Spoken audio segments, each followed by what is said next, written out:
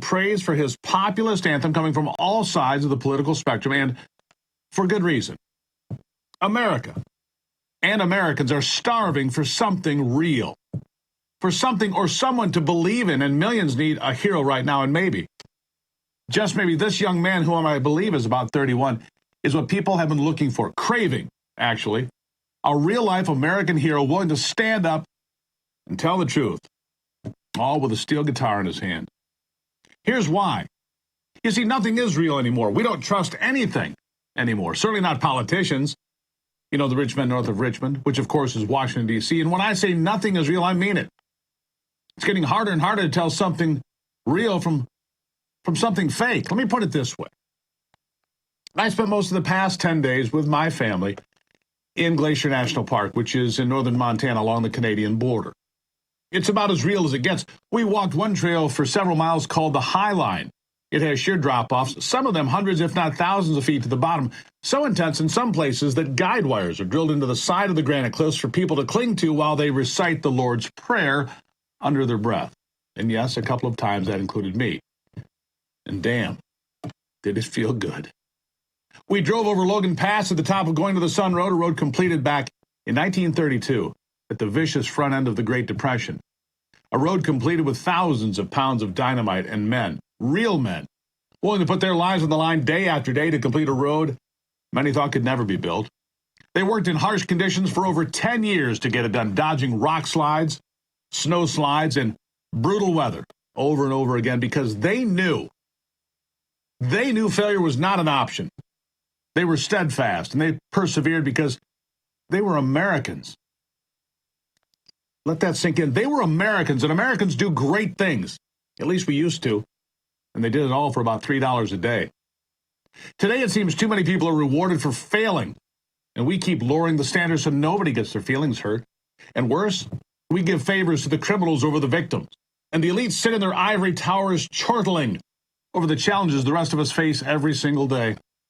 They demand we give up everything, while they, in turn, take it all. Get rid of your appliances and buy a new EV, they proclaim. While most of us can barely pay the rent or the mortgage and the price of groceries, well, that literally has people eating less. While the elite feast at the expense of everyone else. People like you and people like me. That's why when you walk down a trail cut 150 years ago through the wilderness, you can get a sense of what is missing today, and that is something tangible and real, like granite and gravity.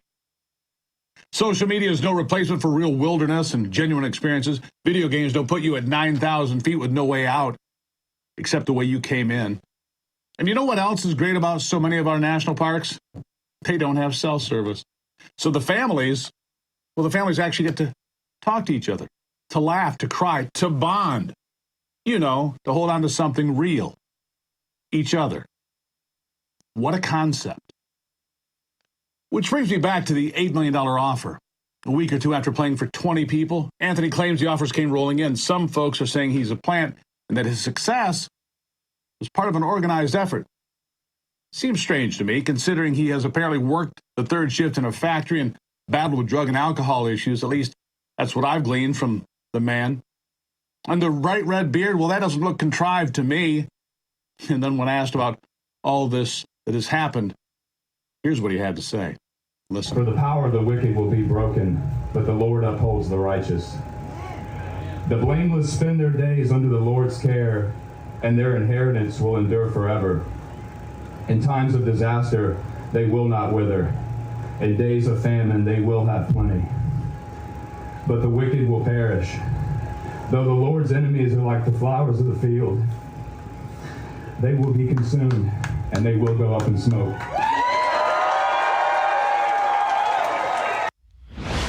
So you see, a guy with deeply held Christian beliefs can make a difference. And that's why I tell you to keep the faith every single day, because there are too many among us who want us to fail. They want to see America fail. They have their list of grievances every day trying to tear the place down, but that's not the real heart of America. No, you see, most of us just want a chance to work for something, to build a life and provide for a family and make the place a little bit better than when we got here. What we don't want is people telling us they know best, that they can make all the decisions for us and we need to just do as we're told. And that is the nerve that took a direct hit from Oliver Anthony. Working class people want a chance to live their lives and maybe strike it rich along the way, but mostly, just to be left alone. I warn any politician that's not paying attention to what's being sung these days. They're putting themselves at risk politically of an overwhelming populist revolution. A revolt is coming, tossing them to the curb and protecting our republic and democracy from those that would like to see Western civilization destroyed. And if you still have some questions about what is going on right now in America, this might answer some of those questions. Listen. They come up and they told me about the battles they've been dealing with, depression and suicide and money, and those are real problems. This song is not something that it's not like it's some masterpiece I've created. It's the masterpiece and the emotions of the song, it already exists within you. Sometimes it just takes the right song coming along to let those out. But my question to you is, when Oliver Anthony's long gone and forgotten about, what can you do in your own life to maintain this energy, this positivity, this unity that I see among people like I've never seen before? What are the next steps to make life better for people? What are the next steps? What are they? To make life better for people, because if there is one thing that did hit a nerve, it is that these rich men north of Richmond, right along the Potomac River in Washington, D.C., don't seem to have any answers right now. In fact, a lot of their answers are just making things worse, not better, every day. Americans are craving something real from their leaders. It's why this song became so popular. It's why Donald Trump became popular as well, because despite all of the faults, he doesn't try to hide them. The genuine article is important. And our politicians would do well to remember that. So I ask you this question. Have I done enough? It's a question I ask myself every single day. Have I done enough? When my last day arrives, will I look back and say, I did everything I could to save this great republic, to pass it on to my children and to my grandchildren and to generations to come? The idea that freedom comes from a power higher than men. It comes from our Creator. Did I do enough? It's a question you ask yourself when you're walking along trails 2,000 feet above the floor. Things you consider. Did I do enough? You ask yourself that. Consider that. Coming up after the break. By now you've probably heard about China using a social credit score to keep its population loyal to the party or under constant surveillance and in fear. But that can never happen here, right? Of course not. Former Congressman Alan West will join me to talk about this straight ahead on ABL.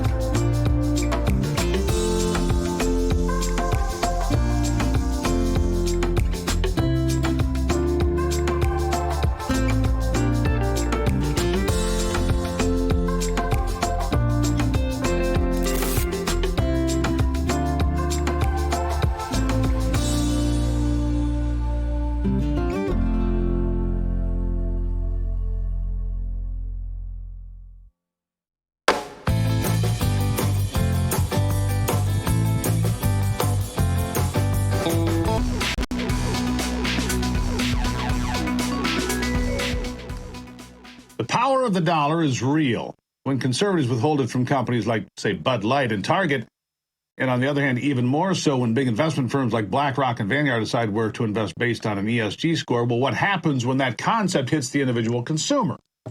We're seeing a social credit score being imposed on corporations by way of the ESG push or the corporate equity index developed by the Soros-funded Human Rights Campaign. That's right, corporate equity index, CEI. So it doesn't seem like that long of a shot to imagine that one day we, the individual consumers, could face a similar judgment call, or we already are, with financial and government institutions deciding they don't want to do business with citizens who don't follow their rule book. Not a playbook, a rule book. Join me now to discuss it, Lieutenant Colonel Alan West, who shares these same concerns in an op-ed in the ACRU. Colonel, good to see you. Good to be with you, Steve. Thank you.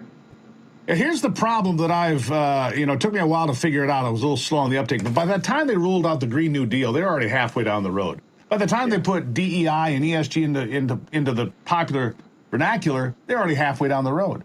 So when we talk about a social credit score, Colonel, my concern is they're already halfway there. Am I wrong? No, you're not wrong. You're absolutely right. And that's one of the things I tried to put out in that op-ed piece that I, was just thinking about as I was driving down to Kinney County down the border this weekend. Because you're right. You already have this thing called the Corporate Equity Index, whereby the Human Rights Campaign, funded by George Soros, they have about 5 or 6 different evaluative criteria that they rank order these corporations and businesses on. And of course, you talked about BlackRock, Vanguard, and State Street, and what they do with this environmental social governance criteria that they're funneling a lot of our money into. Well, why couldn't they just go ahead and start looking at us and start saying, well, let's keep track of individuals? And if you remember, they were trying to track gun purchases, firearms purchases. They're looking at, tracking us as far as, the mileage that we are racking up in our cars. You just talked on off air about what they're doing in England. So they're already looking to see how they can eliminate people and rank order us as far as our climate change score or our LGBTQIA involvement. So we are being tracked as far as the social credit score, and they're looking at our purchases already. Yeah, ultra low emission zones. That's what they call them in London. I was just talking to you, like you said, off air about this. I was just reading about this. ULEZ. And it's in the heart of London, but on the 28th of this month, it's going to be all of Greater London. And if you have a car that doesn't meet the emission standards, it's not an ultra-low emissions vehicle or whatever, you have to pay $15 a day or $15 every time you go into the city if you are running a company, for example, a delivery company, every time in and out. And let's be honest, Colonel, whole lot of folks on Capitol Hill with a D in front of their name think that would be a dandy idea, don't they? Oh, absolutely so. And so let's think about it. The first place you may see something like that pop up is in a deep blue state like a California, a New York, or even a Washington state. So they will try to do a test run of these things, which they're already doing. But as a matter of fact, you already have certain banks and financial institutions that are telling certain people, because of the stance that you have, because of what you've done, I don't think that we want to do business with you and you should remove your accounts. Well, guess what happens with a centralized digital bank currency?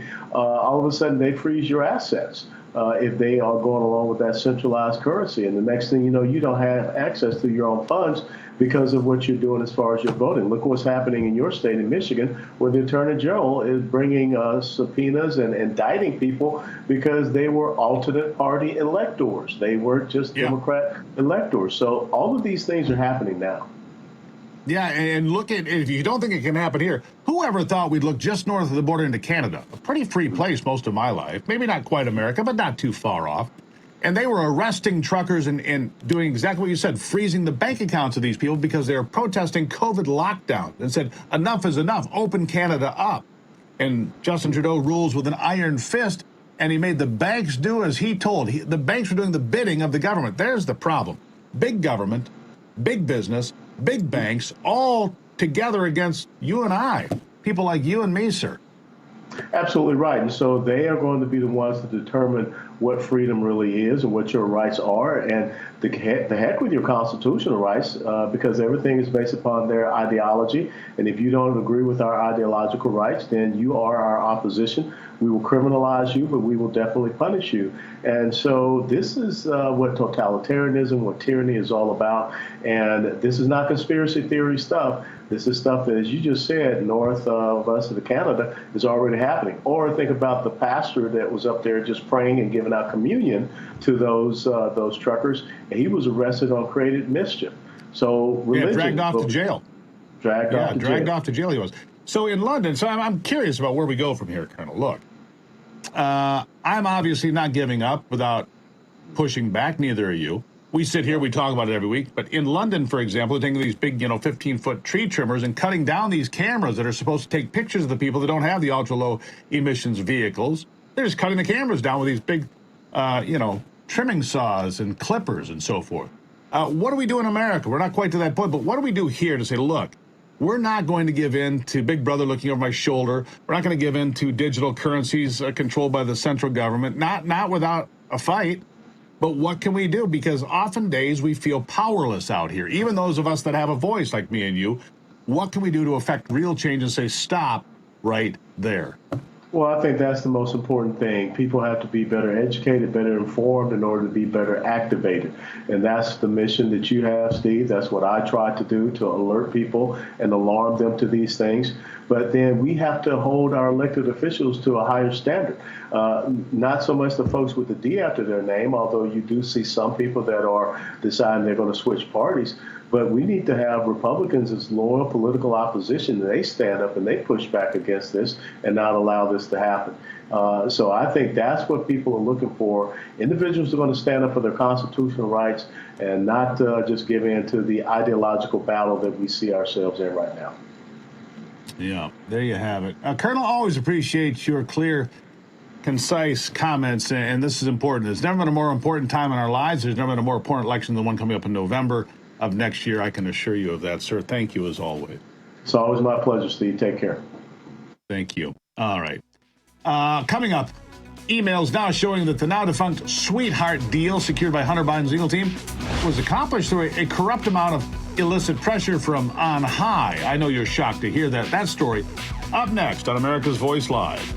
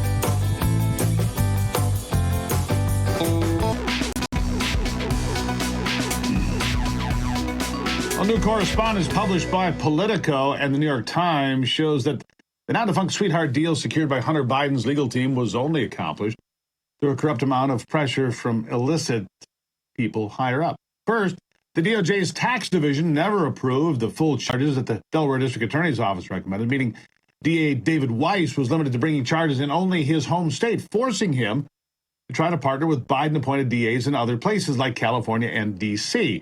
I guess the whistleblowers were right. In one instance, prosecutors even waited until a Biden appointee was confirmed in California before even bringing the charges there. And Hunter Biden's lawyer, Chris Clark, he made sure he was working all the DAs behind the scenes, threatening U.S. Attorney Leslie Wolf in Delaware that charging Hunter Biden would be career suicide. And when the Washington Post reported in October that federal agents had enough evidence to charge the first son, Hunter Biden's lawyers wrote a 32-page letter to the Justice Department threatening that President Joe Biden was ready to be a witness in any criminal trial of his son. It forced the DOJ to consider the wrath of the White House if they went forward with charges. You see how complicated this is and completely corrupt?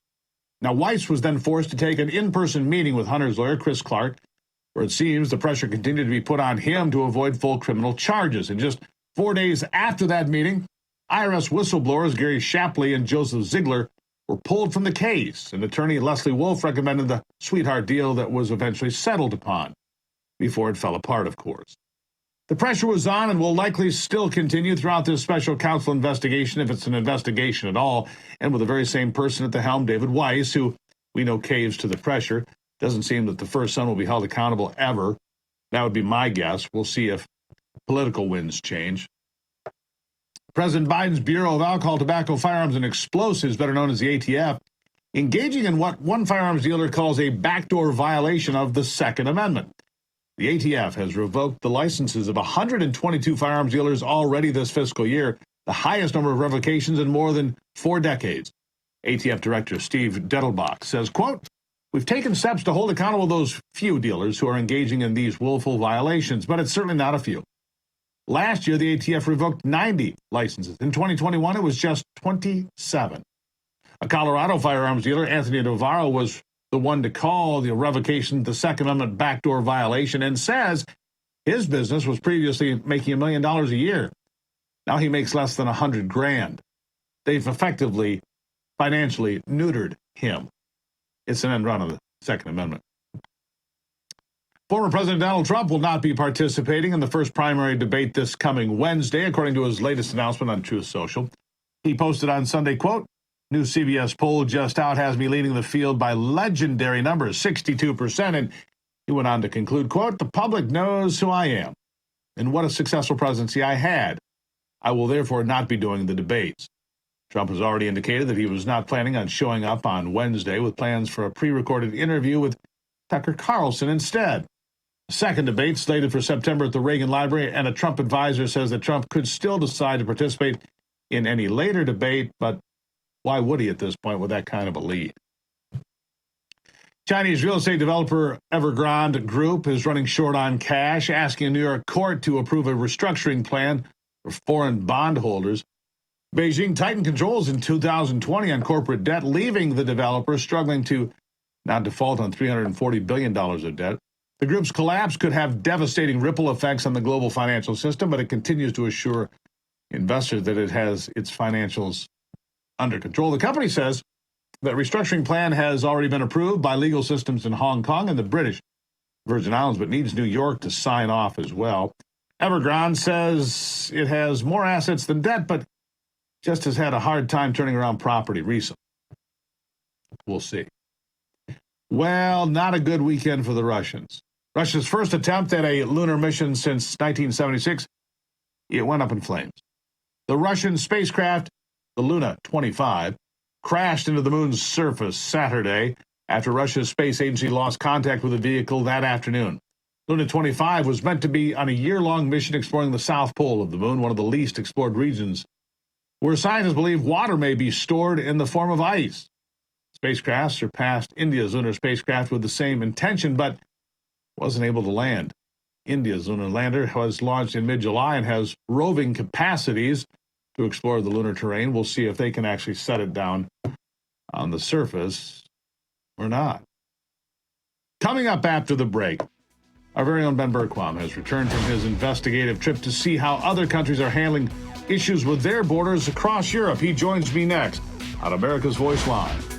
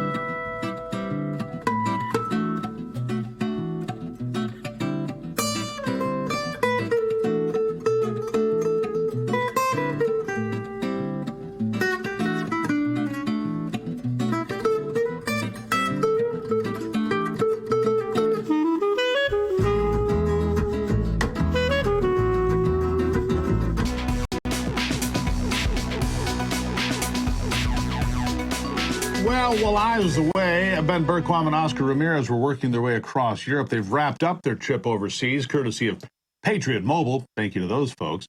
They've just returned from a fact-finding mission to see how other countries are handling issues at their borders, and there are many. And as usual, they have tons of footage of what they saw and experienced during that trip, including some close calls while in Ukraine. Look at this one. Слышишь, Ол? Как чувствуешь себя? Ноги уже дергаются. Нормально. Как себя? Как зовут? Сергей.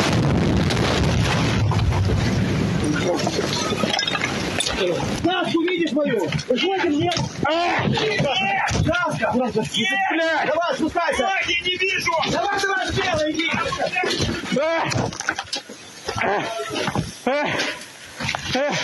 Давай его осмотрим. Голова чисто? Да. Давайте грудак смотрим. Well, there you have it. Close call with a rocket. And they were all right there. Ben joining me now with a report on what they have learned about their time in Europe and the borders. Ben, good to see you. Obviously, that was a close call. That was quite a frightening moment. Tell us about it. Yeah, this was actually in the town we were in. We spent 2 days, the last 2 days of our trip on the eastern border of Ukraine. It's actually right near the front. We came within about 4 to 5 miles of where the actual trenches were. But in this war, it's really become an artillery war. And so once you get within about 10 miles, they can hit you with several different munitions. And so in the town we were in, that footage is from a medic from a week and a half ago. And they were getting blown up as they're doing their job trying to save civilians. And I I experienced it the very last night. We had missiles hitting the town, the center of the city, but they came so close to us. I had walked outside, and it felt like it was, right around the corner. And this is what the people there are dealing with every single day. In fact, I think we have another clip of one of these medics. Again, just from just over a week ago, he was getting back into his van. He was transporting people to the hospital, and then this happened. What's crazy is down here, so they keep getting shelled. The shelling is so heavy right now that they've had to resort to using this. So we go up, and this first level is basically first world. It's remodeled. They've got it ready. They're doing operations and surgeries. Second, in fact, we have one going through as we speak right now. We just came in. So they said 73% of the people that come into this hospital are here because of mortar or mines. Directly a result of the war going on. But what's crazy is down here, so they keep getting shelled. The shelling is so heavy right now that they've had to resort to using this basement. Right there in the thick of it, Ben. No surprise. Yeah, that's actually the hospital where they're transporting them to, one of the hospitals on the front line there. But we actually do have that clip ready, I believe, where as they were transporting one of these guys to that hospital, their van got blown up. What's crazy is down here, so they keep getting shelled. The shelling is so heavy right now that they've had to resort to using this basement as their operating facility or their hospital when the shelling starts. And you come down here, it stinks, it's dank, it's damp. There's supposedly an operating room down at the end of this corridor. We go down over here, and by the way, shout out to Free Burma Rangers wearing their shirt here. God bless them for the work they do. Got to come through this. I have to duck to get through here. This is another operating room. There's actually a waiting area over here. There's a operating table down here. This is another waiting area. I mean, it's like Mad Max in here. This is a waiting area right next to this hallway that goes off into who knows where with water coming from who knows where. Smells sewage, like sewage, raw sewage. And you come over here, and this is, think about an operating room, how clean it has to be. This is what they're dealing with. They've actually renovated part of this, so this would be the operating room. And you just see the stuff on the floor. This is the recovery, but still water running through it. That's just really incredible. What we take for granted in the West, these guys are having to operate. And they've had, in this location alone, since the beginning, the restart of this war. I can just say, wow. Yeah, so this was one hospital out of multiple that we went to. We were taken to several police stations as well that have been bombed, and actually that hospital is still operational up above. You saw one of the patients going in behind me that had just been blown up, but they used that basement with the fluids running through it as a bomb shelter, so when they have to do trauma surgeries and use it as an operating facility. It's really unbelievable. One of the things, though, Steve, that kept coming to mind was we've sent them over $70 billion directly in ammunition, in munitions, and in direct aid, and $150 billion in total with loan promises. And they kept taking me to place after place after place that they said they didn't have the funds to get back into working order. And I keep thinking, where the heck is that money going to? And that's one of the questions I still didn't get an answer to on this trip. Everybody knows the history of Ukraine and the corruption in Ukraine. There's no question that corruption still exists. But these guys, the citizens on the front lines of this thing, they are just getting crushed in it. I mean, they're just we're talking to little old ladies who'd had their legs blown off simply for walking outside and trying to work in their garden. It's an absolute tragic thing that's going on. And to think about the whole reason behind it is simply to get more control over Russia and Putin and natural gas. It all comes back to that. It all comes back to money and power and energy costs. And that's the sad reality of this war over there. Yeah, having been there, Ben, and seen what you saw firsthand, my question to you is quite simple. Did it change your perspective on the war?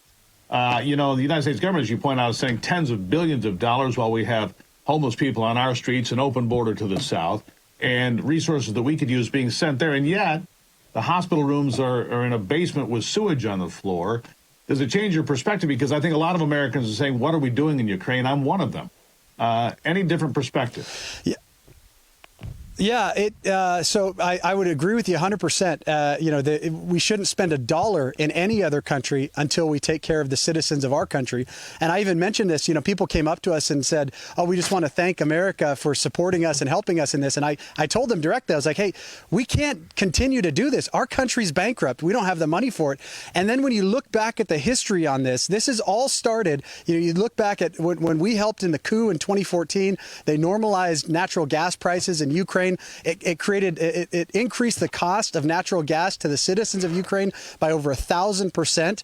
All of this war goes back to that. And now it's simply these oligarchs from around the world trying to put pressure on Putin. So you have millions of people being killed and being losing their homes, children being orphaned, more child trafficking going on, all of this happening while America is allowing our own country to be invaded. The whole thing is a disaster, but it all goes back to these the string pullers around the world. It did change my perspective in the sense of seeing firsthand the misery that the citizens of Ukraine are having to go through. But there's no question about it. There's really no reason for this war. God doesn't want this war. It's pure evil. And the question really is who's lining their pockets. And, a lot of people talk about corruption in Ukraine. I think, though, when you look at what's going on in our election here in America, you look at how they ignored Hunter Biden's connections with Burisma and Joe Biden, the big guys' connections there. That's where we really should be putting our effort, the corruption in our own country, and really holding these guys accountable there. I think in a large sense, Ukrainians are part of just being held in the middle of this struggle between Russia and the United States and the corruption that exists between Hunter and Joe and all of these organizations, corrupt organizations in Ukraine and other countries. It's a disaster, though. There's no question about it. They're just the rope with a tug of war on either side. That's it. The citizens are the rope, is what they are. Ben, I know you've got a lot more to talk about. We could talk about for the next 4 hours here. You've got stuff to share. You can be doing that here on Real America's Voice for the next several days. Thank you for being here, Ben. Thank you so much. My pleasure. Thank you, Steve. All right, after the break, speaking of Joe Biden, he's selling off border materials at a fraction of the purchase price. I know you're not surprised. It looks like an attempt to destroy any effort to build the border wall. That's next on ABL.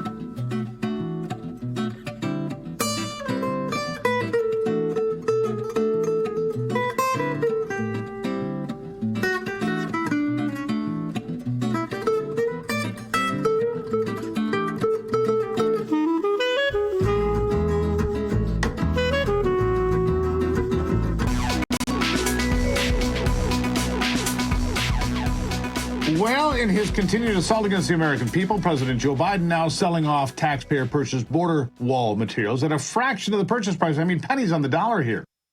That ahead of the initiation of the Finish It Act, legislation introduced by Republicans and passed so far. The legislation gained bipartisan approval in the United States Senate prior to the GOP-led House passing a matching bill to make it law.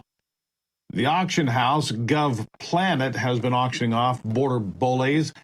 The 30-foot hollow beams sold for $2 million, right? Another 729 panels were auctioned off last week for $212 each, totaling $154,200. The legislation ensures border states will be handed over the building materials for their individual border defense projects. We'll see if that happens. Biden halted construction of the border project on his first day in office in 2021, incurring storage costs exceeding $2 million a year, with the Department of Defense continuing to pay out $130,000 a day. More than 1.8 million illegal encounters have occurred just since January. 7.5 million people have come in illegally since Joe Biden fell asleep in the Oval Office, that is, demanding shelter, meals, social services from municipal governments. More than 2.6 million illegals and gotaways entered the U.S.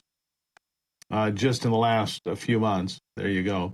Border Patrol agents are witnessing an alarming 800% upswing in Chinese migrants illegally crossing the borders as well, 800% increase. More than 17,678 illegal border crossings have been recorded by Border Patrol since last October, up from just 1,970 in 2022 for Chinese nationals. The surge blamed on the CCP's repressive laws and the loosening of COVID restrictions, or maybe there's a more nefarious reason. The Chinese requesting asylum, claiming religious persecution for their Christian faith. Smugglers charging the Chinese migrants between $15,000 and $60,000 each. The author of The Coming Collapse of China, Gordon Chang, told the Daily Caller that he sees the surge as a potential national security threat, stating that the influx could involve Ministry of State security agents or Chinese military entering the U.S. to commit acts of sabotage. And why would you expect anything else? Chinese operatives have been caught attempting to transport a stash of high-value intel processors through unconventional means as well. Customs officers at the Gongbai port connecting Macau and Zhuhai in China intercepted a cross-border bus carrying hidden contraband worth $137,000. 780 Intel processors were concealed within the engine compartment. Intel processors. These processors, to believe that be the 12th or 13th generation models, added about $176 each, likely intended for the lucrative gray market, showing a growing trend of inventive smuggling methods used to evade import taxes. Authorities have recently seized over $4 million worth of smuggled hardware, exposing the scale of the smuggling. It's kind of a big deal. 10 Antioch, California police officers have been apprehended on a range of charges, including excessive force, racist text messages, and cheating on training for promotions and pay boosts. Mercury News reporting that current APD officers Devon Wenger and Morteza Amiri, along with the former APD officers Daniel Harris and Timothy Manley Williams, are facing allegations of civil rights violations, planning violence, and retaining trophies, and falsifying official reports to conceal their actions. Former APD Officer Samantha Peterson and ex-Pittsburgh officer Patrick Burhan, Brawley Rodriguez, Ernesto Juan Meja, and Amanda Theodosi are charged with conspiring to cheat on training for higher pay. A whole host of people. Antioch Mayor Lamar Thorpe remarked, quote, "Today is a dark day in our city's history as people trusted to uphold the law, allegedly breached that trust, and were arrested by the FBI. We could just do the same for politicians." Just saying. Chief Stephen Ford pledged full cooperation and announced APD's engagement in 25 essential policies and a new trust-building initiative. Ford resigned August the 11th. Currently, Antioch has vacancies in the city manager, assistant city manager, city attorney, and public works positions. Applications, there you go, folks. There's your job opening of the day. The 2-year FBI investigation covered officers across the Bay Area, Hawaii, and Texas. All cases will be adjudicated in California, and some officers have already pled not guilty and posted bail. And we'll get back to the news after a quick break and a message from our sponsor, Birch Gold. Days away now from the Durban Accords. The greatest threat to the U.S. dollar's global dominance in the past 80 years. On August 22nd, BRICS nations, Brazil, Russia, India, China, and South Africa, expect to announce the launch of a new international supercurrency fully backed by gold or other commodities. This is part of their long-term plan to supplant the U.S., and the dollar as cornerstones of the global financial system. How can you protect your IRA or 401k from the fallout from this landmark announcement? Diversify with gold from Birch Gold Group. Historically, gold has been a safe haven in times of high uncertainty, which is right now. Get a free information kit on gold IRAs and decide for yourself if a tax-sheltered retirement account backed by physical precious metals is right for you. Text the word America to 989898. There's a monumental shift happening among nations that control 1/3 of the world's GDP, and it kicks off on August 22nd. Arm yourself with information to protect your retirement savings.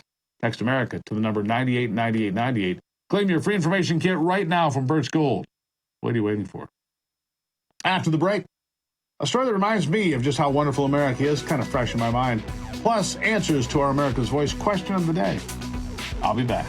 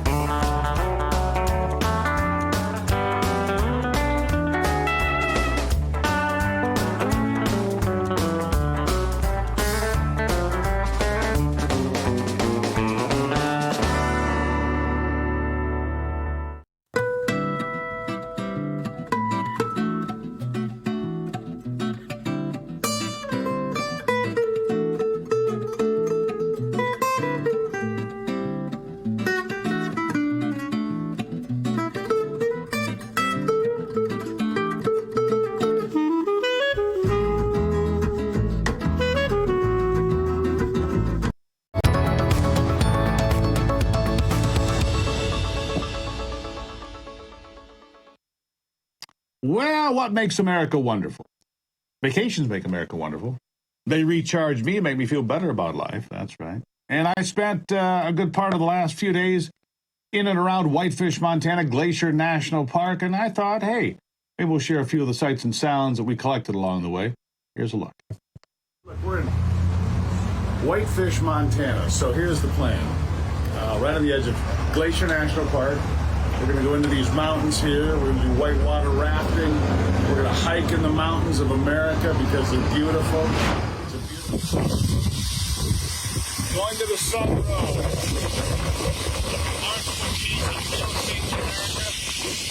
No question about it. I mean, look at these places. This is America, my friends. You need to come see it for yourselves. Don't forget about how great this country is. I mean, this is a magnificent place. An absolutely magnificent place. You can go this whole road, all through these mountains, the most majestic mountains, maybe in the world. I love the Rocky Mountains. I love Montana. This is Glacier National Park. You know, it was just a matter of time before they dragged me to the river. Just a matter of time before they dragged me to the Screaming River and whitewater rafting. Oh boy. Here we go, kids.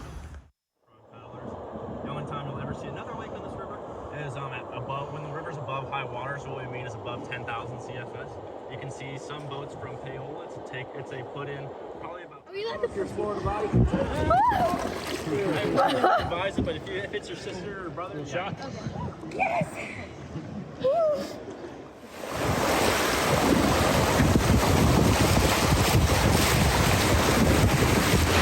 Yep. Magical places. Magical places in this country. It's why America is so amazing. Everything about it.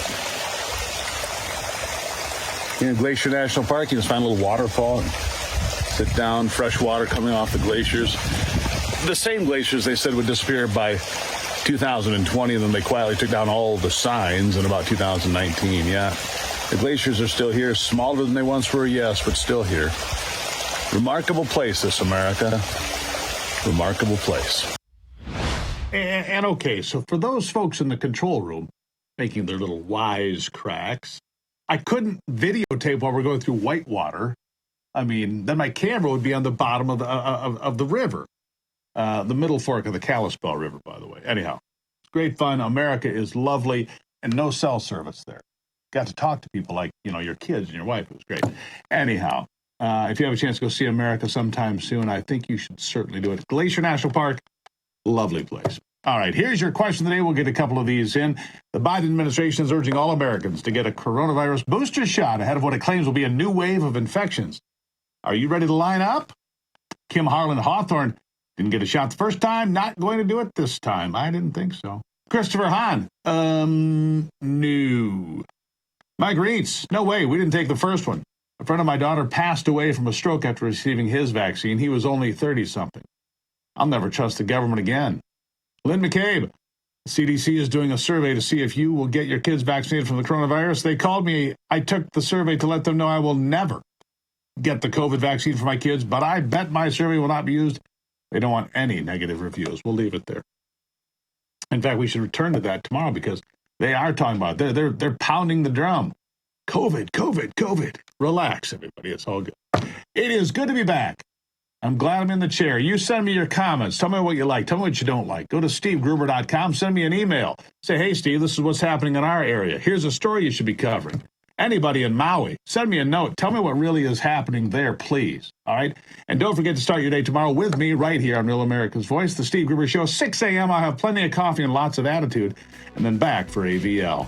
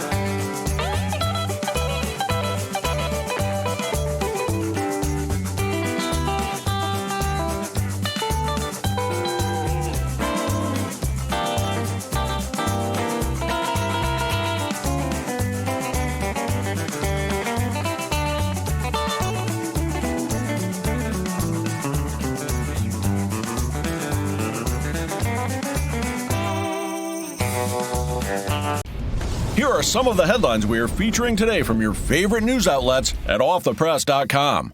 Fox News boss Rupert Murdoch has met twice this year with Virginia Governor Glenn Youngkin to urge the popular Republican to jump into the 2024 presidential race.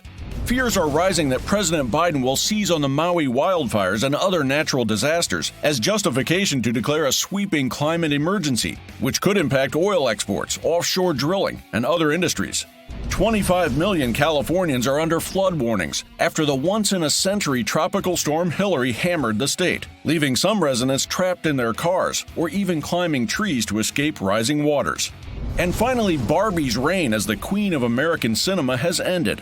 After 4 weeks as the top box office draw, the blockbuster movie was knocked from its perch by the DC superhero film Blue Beetle. For stories like these and more updates all day long from your favorite news outlets, go to offthepress.com.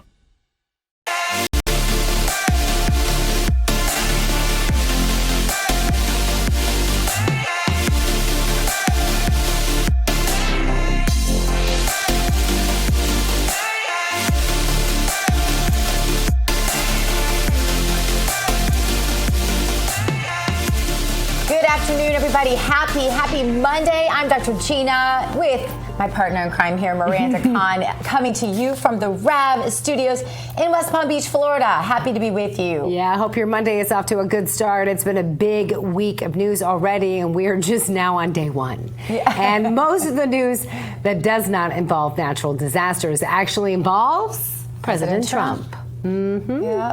First, President Trump and his 18 co-defendants have until Friday, as you know, to turn themselves into the Fulton County Jail after being indicted for racketeering and engaging in an organized criminal conspiracy in Georgia.